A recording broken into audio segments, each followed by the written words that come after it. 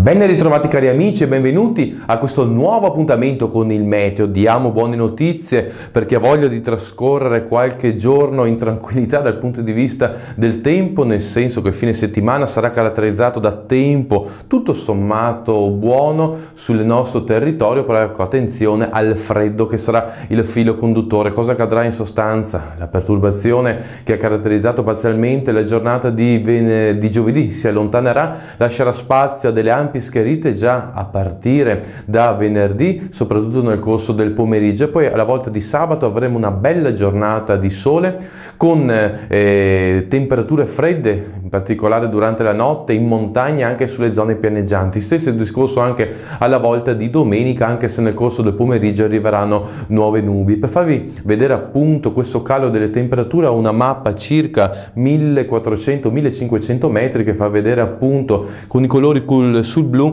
le aree più fredde dell'Europa, sia centrale sia orientale. Potete notare come le zone più fredde sono nel nord-est e appunto parte anche dell'Italia, soprattutto quella settentrionale e orientale, rientra in questa fase un po' più fredda che appunto caratterizzerà anche la giornata di domenica. Le nubi che arriveranno nella serata sono anticipatrici di una veloce perturbazione che potrebbe passare alla volta di lunedì, e poi, dando un veloce sguardo per il futuro, potrebbe arrivare una figura di alta pressione, quindi bel tempo a partire da martedì, ma anche con incremento delle temperature soprattutto in quota, mentre in pianura potrebbero tornare le nebbie e anche l'inversione termica. Con ora concluso, auguro a voi tutti un sereno fine settimana dal punto di vista del tempo, lo sarà, e per quanto riguarda questa trasmissione ci vediamo a inizio della prossima settimana.